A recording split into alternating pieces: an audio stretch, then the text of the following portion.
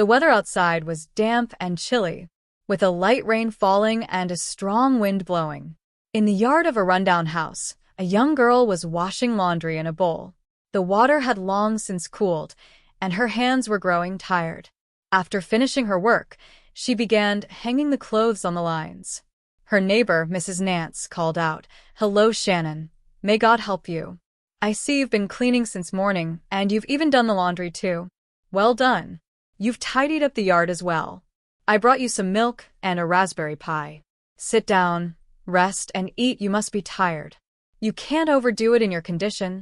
The young woman smiled at her visitor and responded, "Hello, Mrs. Nance. Thank you so much for the treat. Come in. Why stay out in the cold?" The older woman entered the house, looked around, and praised her. "You've made this place livable. I see you've even washed the curtains." Late Tom could never have dreamed of such cleanliness. He was a solitary man and never took care of the house, so it became neglected.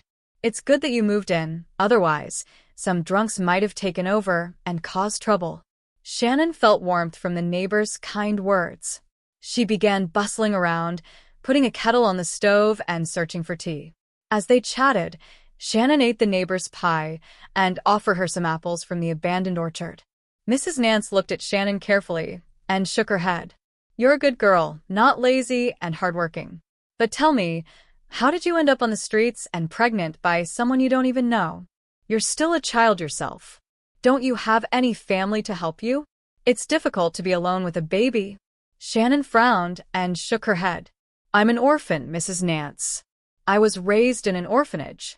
My mother abandoned me at the maternity hospital, so I've never known what a real family feels like. My closest friend in the orphanage was Bruce, known as Daredevil.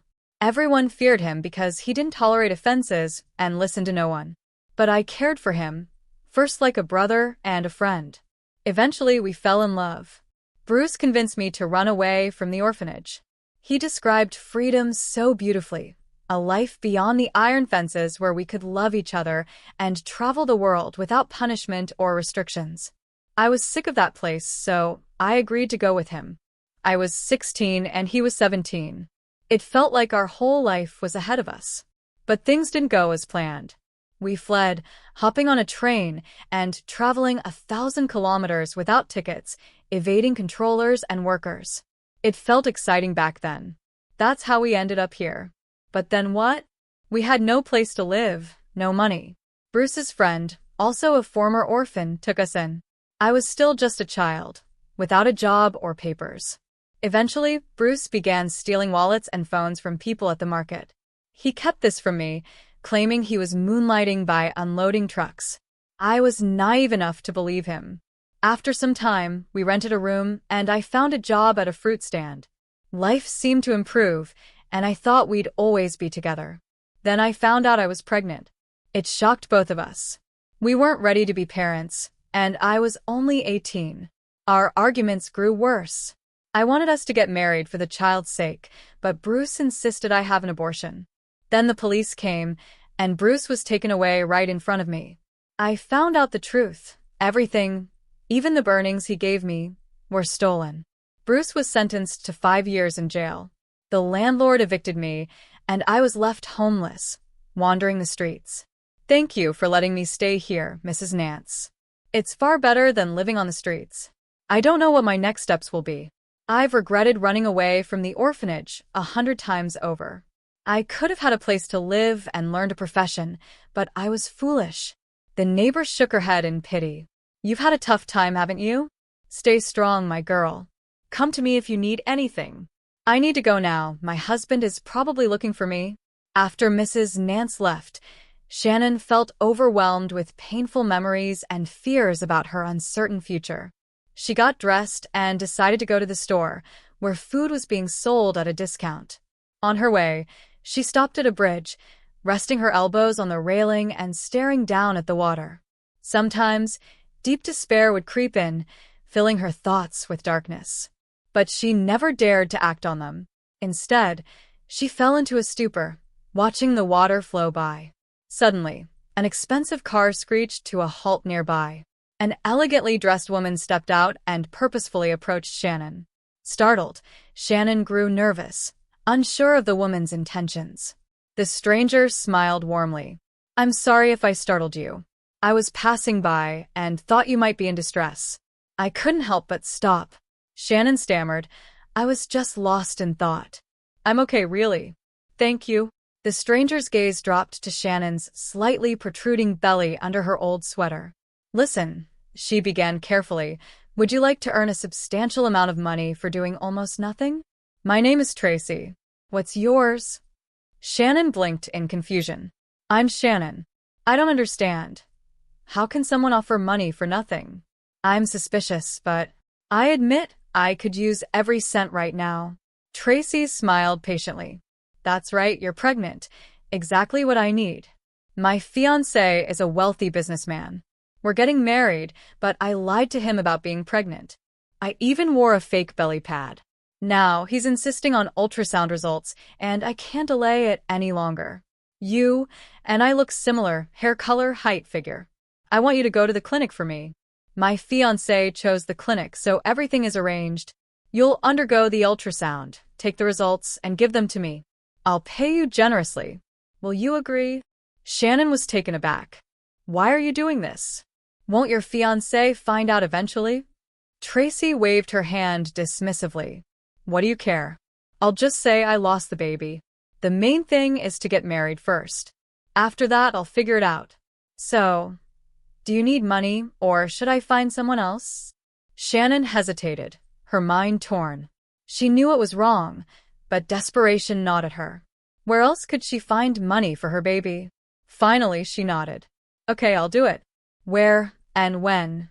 "Tomorrow," Tracy replied, smiling. "And here's an advance." "You're not so naive after all."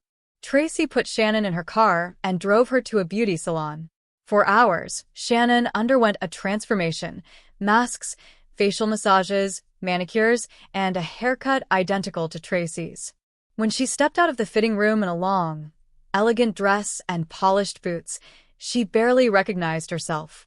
"Perfect," Tracy said, pleased. "Now nothing about you hints at your old life.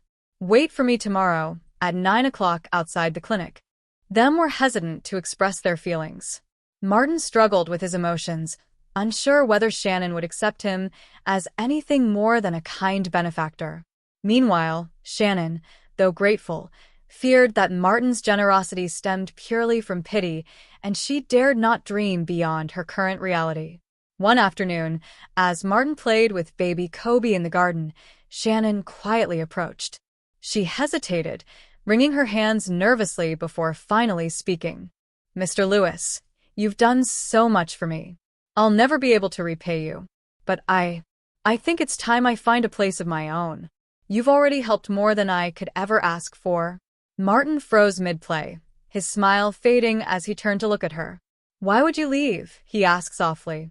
Shannon fumbled for words, unsure how to explain the mix of gratitude and guilt she felt. "Because this isn't my life. You've given me everything, but I can't rely on you forever. I need to stand on my own feet, for Kobe's sake." Martin rose to his feet, holding the baby protectively in his arms. "Shannon, you don't have to leave. You're not a burden here. You and Kobe have brought something to this house that's been missing for a long time: joy, warmth, purpose." Shannon's eyes widened, tears welling up as she struggled to respond. Martin took a deep breath. "I've been meaning to tell you something. At first, I thought I was just helping you out of guilt, but I realized it's more than that. I care about you, Shannon, deeply. I want to be part of your life, and Kobe's too, if you'll let me." Shannon blinked in surprise, her heart pounding. "But why?" "I'm just—" Martin cut her off gently. "You're not just anything, Shannon. You're strong, kind, and resilient. You've faced so much and still keep going. That's the kind of person I admire. That's the kind of person I love." The confession hung in the air, both of them standing silently in the afternoon sun, baby Kobe babbling softly between them. Shannon wiped her tears, her voice trembling. "Are you sure about this, Martin? I don't want you to feel obligated because of everything you've done." Martin stepped closer, smiling softly. "I've never been more sure of anything. I want to build a life with you and Kobe. If you'll have me. Shannon looked at him for a long moment, the weight of her struggles lifting ever so slightly. Finally, she nodded, a small smile breaking through her tears. I'll have you, Martin. You've been my miracle, and I won't push that away. Months later, the three stood together in a cozy garden surrounded by family and friends. Shannon, dressed in a simple but elegant gown, held baby Kobe as Martin took her hand, vowing to be the partner and father she'd always dreamed of. The hardships of the past felt distant as a new chapter began, one filled with love, hope, and the promise of a better future. Shannon had finally found her fairy tale, not because of magic, but because of her strength and the kindness of a man who believed in her when no one else did. Martin Lewis wasn't always the successful, poised man the world admired. His past was etched with hardship. Raised in a crumbling one-room flat, Martin and his younger sister Emily grew up watching their mother sacrifice everything to keep them fed. Emily was his world, bright, kind, and fragile. When illness struck her, Martin was just a boy, powerless to save her. He sat by her bedside, clutching her frail hand as she whispered, "One day, Marty, you'll make it. And you'll help people like us."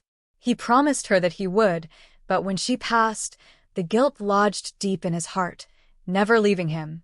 Years later, Martin built his life on that promise. He worked himself to the bone, shutting out every emotion to chase success. He became a man admired by many, but his wealth brought no comfort. His mansion echoed with emptiness, a reminder of the family he'd lost. He spent years believing that if he could save others, it would ease the ache in his soul, yet no act of charity ever reached that hollow place. Then came Shannon. When Martin first saw her trembling in the doctor's office, cradling her unborn child's medical records, he didn't see a stranger. He saw his mother, worn and struggling but determined. Something deep inside him stirred, a protective instinct he hadn't felt in years. When he offered her a job and later opened his home, he told himself it was his duty, a way to honor Emily's memory. But day by day, Shannon's quiet strength and Kobe's innocent laughter began to pull at the walls around his heart. The rainy evening it all became clear. Martin sat alone in his study. A photograph of Emily rested on his desk, her smiling face staring back at him. The grief he had buried for so long broke the surface, and tears escaped for the first time in years. "I'm sorry, Em," he whispered. "I couldn't save you, but maybe I can save her." The next day, Martin arranged a tombstone for his sister, something he couldn't afford when he was young. It read, "Emily Lewis, the heart that dreamed for others." One afternoon, as Martin played with baby Kobe in the garden, Shannon approached quietly, wringing her hands nervously. "Mr. Lewis," she said, hesitating, "I need to leave. You've done so much for me already. I can't keep relying on your kindness." Martin looked up sharply, baby Kobe giggling in his arms. "Why would you leave?" he asked softly, his brows knitting together. Shannon took a shaky breath. "Because this isn't my life. I need to stand on my own feet. For Kobe's sake." Martin stood slowly, his arms holding the child as though protecting him from the conversation. His voice, usually steady, was filled with vulnerability. "Shannon, you don't have to go. You're not a burden. You've brought something into this house that I haven't felt in years. Joy. Purpose. You've brought life back here." Shannon stared at him, stunned by the rawness in his voice. "Why are you doing this for me?" she whispered. I'm not someone special." Martin took a step closer, looking at her with a kind of intensity that made her heart pound. "Don't say that. You're stronger than anyone I've ever known. You didn't break when life pushed you down. I see it every time you hold Kobe, every time you fight to give him a better life. You remind me of someone I lost, someone I failed." He paused, his voice cracking. "But I don't want to fail you, Shannon. I care about you. Deeply. And not out of pity. I love you." Shannon's breath caught. "Martin, I want to be here for you," he continued, his tone steady now. "For you and Kobe. Not because I need to fix something, but because you've given me something I thought I'd never have again, hope. And I want to give that back to you if you'll let me." Tears spilled from Shannon's eyes as she wiped them with trembling fingers. For so long, she had carried the weight of her world alone, afraid to trust anyone. Are you sure about this? I don't want you to feel obligated. Martin stepped even closer, his voice gentle. I've never been more sure of anything. You and Kobe are part of me now. I want to build something real with you, a family. Shannon looked at him, seeing the man behind the wealth, the man who had suffered and still chosen to be kind. Her voice broke as she nodded. Okay, Martin. I'll have you, if you'll have me. Months later, the garden was filled with sunlight and laughter. Family and friends surrounded them as Martin held Shannon's hands and spoke his vows. He spoke of his sister for the first time, his voice breaking but proud. To Emily, who taught me to dream for others, and to Shannon, who taught me how to dream for myself. Shannon, in a simple but elegant gown, held baby Kobe, who squirmed happily in her arms. When she looked at Martin, she saw not her savior, but her partner, a man who had healed as much as he had saved. As they kissed, the shadows of their pasts faded into the light of the new life they had built together. It wasn't a fairy tale. It was better. It was real. A life forged through pain, resilience, and the kind of love that doesn't come from magic, but from two broken hearts choosing to heal together.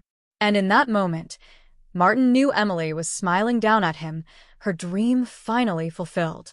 Martin Lewis never imagined his life would entangle with Shannon's in such a whirlwind of betrayal, blackmail, and love. Shannon, a woman burdened by life's cruelty, was being forced into marriage with Bruce, her ex-childhood sweetheart, now a man hardened by prison. Under the guise of redemption, Bruce had blackmailed Shannon, using Martin's legal troubles as leverage. Marry me, or Martin will face serious time. Think of your son. Trapped, Shannon sacrificed her happiness to protect the man who had always treated her and her child with love. Bruce appeared reformed at first, working, doting on Kobe, and even trying to rekindle his bond with Shannon. But to her, his efforts were suffocating. His jealousy, aggressive outbursts, and secretiveness revealed cracks. Shannon noticed his late nights and unexplained wealth. When her suspicions grew, she uncovered the truth. Bruce had fallen back into his criminal ways, robbing a high-ranking official and using his car service as a front. The man she had been blackmailed into trusting was no different than before. The day of their wedding arrived. Dressed in a stunning white gown, Shannon was the picture of a perfect bride, but her heart was heavy with dread. Bruce's laughter and grand plans for their future only deepened the pit in her stomach. At the altar, when asked if she entered the marriage willingly, Shannon's lips quivered as she whispered, yes, though everything inside her screamed, no. Just then, the doors of the ceremony burst open. Martin stood there, determined, his voice ringing out. Shannon, stop. You're making a mistake. Bruce is lying to you. He's committed another crime, and the police are already here. Bruce's smug expression crumbled into panic as officers stepped inside to arrest him. This isn't over, he shouted as he was led away, but his words no longer mattered. Shannon ripped off her veil, tears streaming, and threw the ring at Bruce. You're done, Bruce. Don't come near me or my son again. As the chaos settled, Shannon collapsed on the steps outside, cradling her son in her arms. The weight of everything, her sacrifice, her fears, her shattered life, overwhelmed her. Then Martin approached and sat beside her, his voice soft and steady. I love you, Shannon. I've loved you since the day you and Kobe brought life into my home.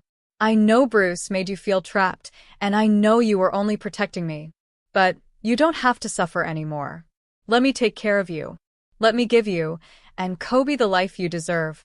Shannon looked up at him, tears in her eyes. Why would you want me? I'm nothing but trouble. Bruce, the blackmail, the fire, everything I touch falls apart. Martin cupped her face gently. You didn't burn my house down, that was Tracy. She confessed. And Bruce? He used you. None of that is your fault. You're not trouble, Shannon. You're the woman I love. You and Kobe are my family. I want to build a future with you. No blackmail, no lies. Just us. In that moment, The walls around Shannon's heart finally broke. She leaned into Martin's arms, sobbing, as Kobe nestled between them. For the first time in years, she felt safe. Bruce, filled with anger and bitterness, met a tragic end in prison, his life consumed by the very darkness he couldn't escape. Tracy, meanwhile, found redemption through therapy, eventually starting a peaceful life abroad with a man who showed her the meaning of love. As for Martin and Shannon, their lives moved forward, messy, imperfect, but beautiful. They married, raised Kobe, and dreamed of having a daughter. And in every moment, they held on to the love that had pulled them through the storm, finally finding the peace they had fought so hard to earn.